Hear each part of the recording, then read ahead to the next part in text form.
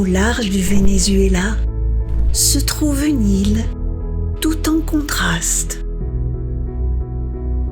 Une île sèche, presque monochrome, battue par les alizés, mais aussi une île vibrante, animée et colorée.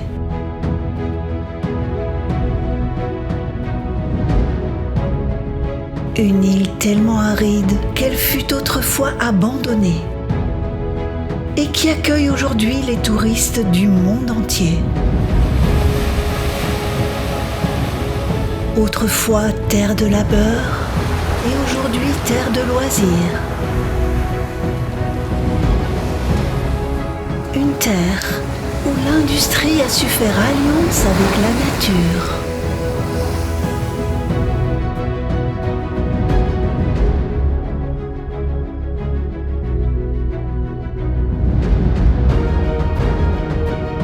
Un lieu chaleureux aux façades arc-en-ciel qui vous accueille d'un simple mot, Bonbini. Bienvenue à Bonaire.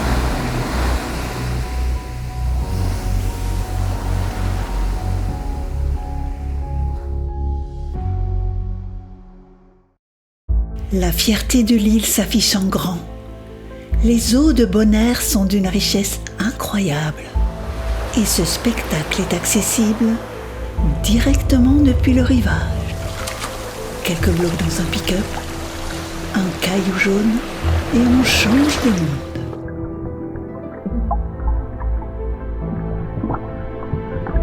Autour de Bonaire, la mer des Caraïbes abrite plus de 350 espèces de poissons et environ 60 espèces de coraux. Cette réussite est le fruit de plus de 45 ans de protection.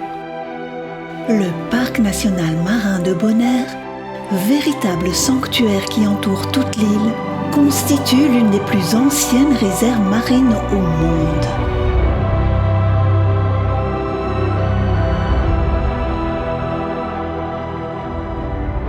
La réserve est en équilibre parfait. Le récif procure habitat, refuge, alimentation. Et ses habitants sont tout en stratégie et en interaction.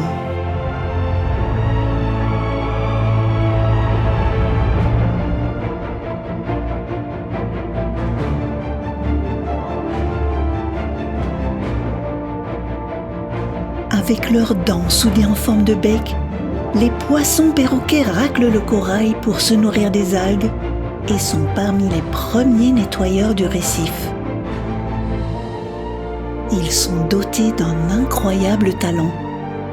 Ils changent de couleur selon leur stade de développement.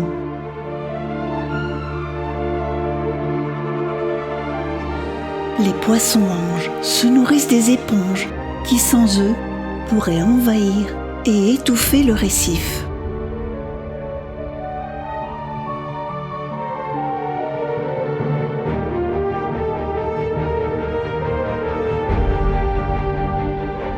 Les marionnettes à tête d'or se cachent dans leur terrier à la moindre alerte, tout comme les anguilles jardinières, qui disparaissent complètement dans le sable au moindre danger.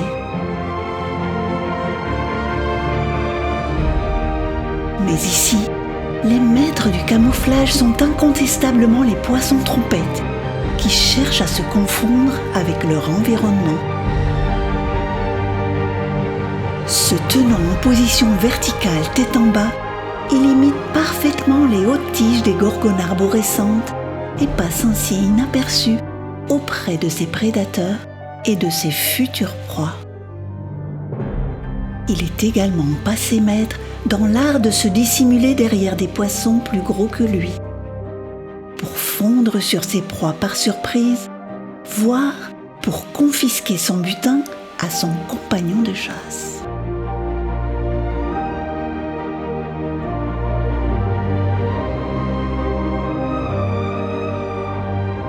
Sur le récif, les éponges arborent une grande diversité de formes et de couleurs. offrant de précieux abris à ses habitants. Telle cette immense éponge orange pour le crabe royal des Caraïbes. Ou l'éponge tube, poste d'observation idéal pour cette murène verte. À côté des éponges, les gorgones déploient leurs éventails délicats. Leurs polypes capturent les particules en suspension. Un gastéropode discret appelé monnaie des Caraïbes en a fait sa nourriture de prédilection. Les éponges et les animaux fixés filtrent plusieurs litres d'eau par jour. Ainsi, les arbres de Noël, qui sont en fait des vers incrustés dans le corail, utilisent leur double panache branchial pour filtrer la colonne d'eau et y puiser la nourriture. Une forte densité de ces vers est un indicateur d'eau riche en nutriments. Et les labres créoles ne s'y trompent pas. Ils remontent la veine de courant tel un train interminable pour absorber ces nutriments.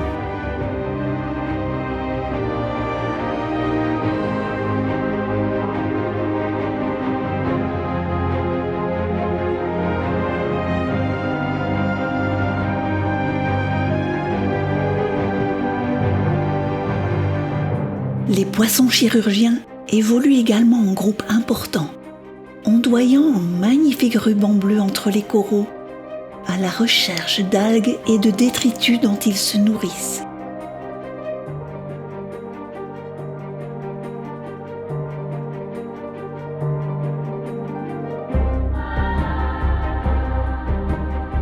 Le récif n'est pas seulement un garde-manger, il est aussi un abri fiable où proies et prédateurs coexistent, notamment pour la reproduction.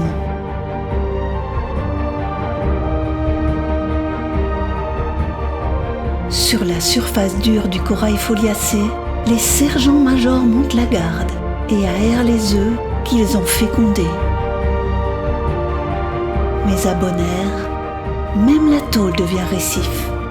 La coque de l'épave du Hilma Hooker offre une surface rugueuse, favorisant l'installation de la faune fixée, et des nids pour les œufs de nos sergents-majors.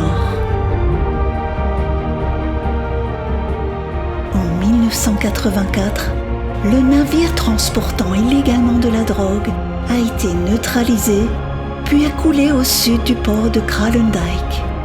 Reposant sur 30 mètres de fond, l'épave offre de nombreuses cachettes et abris face aux prédateurs.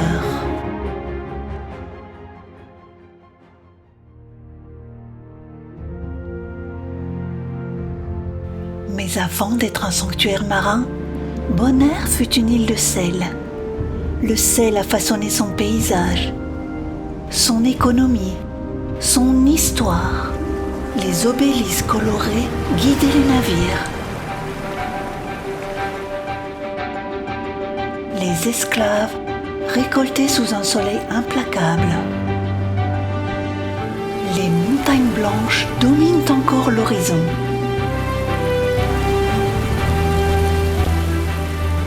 Et dans les salines, les flamants roses trouvent aujourd'hui un refuge.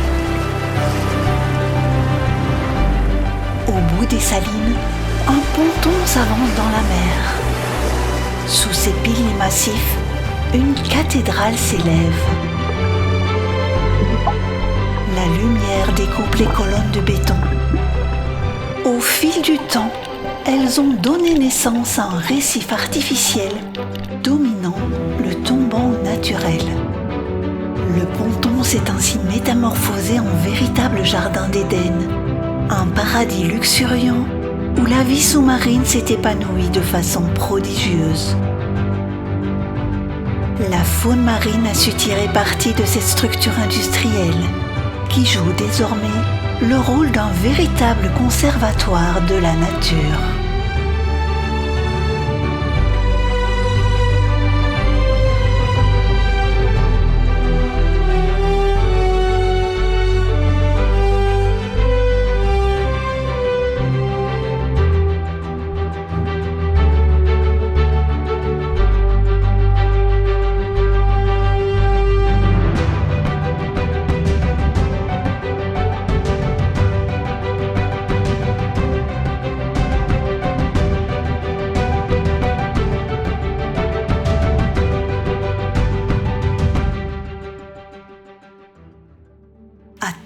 Pourtant, Bonaire reste austère.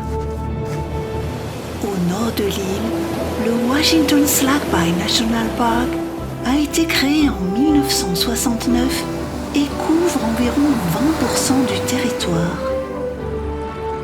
Avec une végétation désertique entrecoupée de salines et de zones humides, il a pour vocation de protéger ses écosystèmes et sa faune endémique. Ainsi, on y rencontre le caracara huppé, qui est considéré parmi les plus intelligents des rapaces, ou le lora, une espèce menacée de perroquets à tête jaune.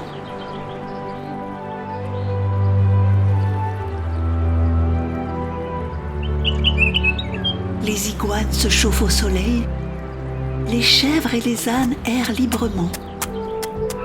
Les flamants roses, qui autrefois rejoignaient chaque soir le rivage du Venezuela, se sont établis en colonies permanentes. Le paysage est aride, presque silencieux. Et pourtant sous l'eau, la magie continue d'opérer.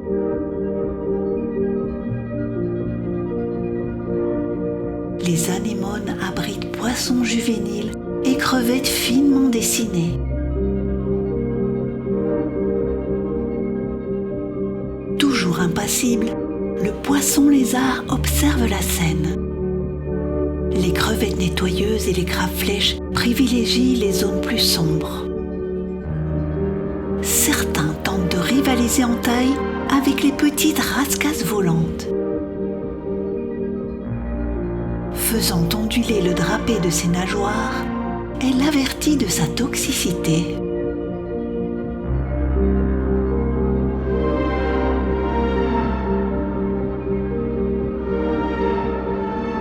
Dans cette mosaïque de vie, chaque espèce occupe un habitat qui lui est propre, guidée par la recherche d'un territoire protecteur et nourricier.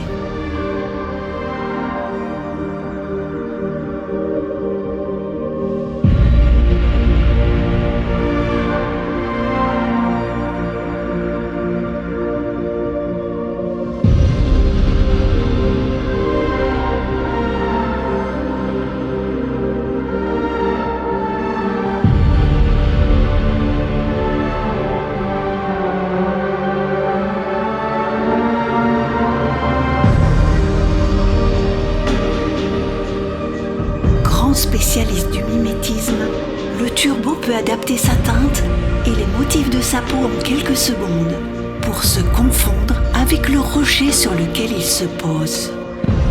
Proche de la surface, le calamar tente de séduire son partenaire par une succession de flashs chromatiques, tandis que son manteau souple se met à onduler dans une danse hypnotique.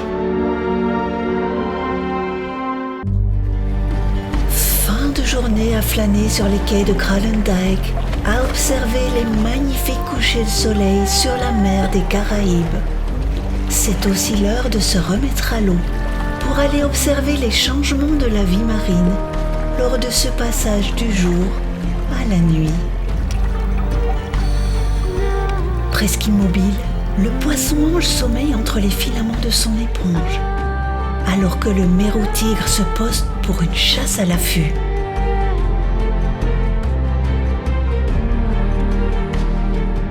Corps élancé, écailles chromées, ce sont des tarpons de taille impressionnante qui patrouillent en quête de leur prochain repas.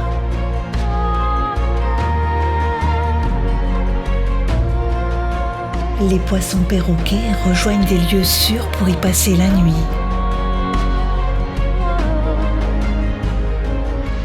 Frétillant, un Hamlet marbré a repéré un congénère. Commence alors une délicate valse nuptiale, prélude à l'accouplement.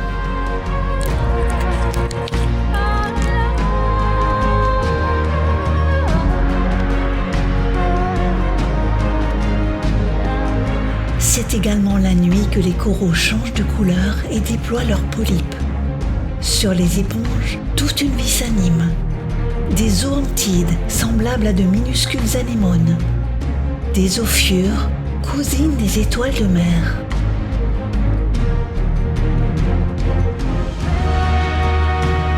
La nuit révèle un monde discret.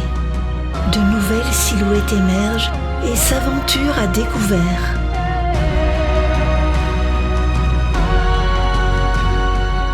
Le monde de la nuit est assurément le monde des crustacés et des prédateurs. Au sud-est de Bonaire, un autre univers singulier s'étend, celui de la mangrove. La mangrove protège, elle filtre, elle abrite les juvéniles.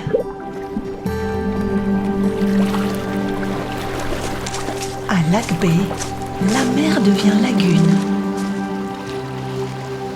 On y trouve les lambis, grands escargots marins à la coquille rose nacrée, emblématique des Caraïbes. Longtemps surexploité pour sa chair, il est désormais protégé à Bonaire et trouve à Lac Bay une précieuse zone de reproduction. Des familles implantées ici depuis plusieurs générations vivent de la pêche et participent à des programmes de protection et de découverte de la mangrove. C'est ici que tout commence. Mais avant de rejoindre le récif, avant de gagner le large, la faune sous-marine a trouvé à Bonaire un nouvel habitat protecteur, une mangrove géante aux racines plantées dans la mer. Construit pour charger le sel dans les années 70, le ponton de Saltpier est devenu en quelques décennies un écosystème à part entière. Y trouvant abri et ombrage, les poissons s'y rassemblent en nombre et forment des bancs serrés ondulant entre les piliers.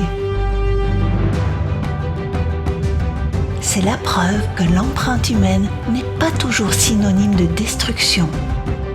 Elle peut aussi engendrer la vie.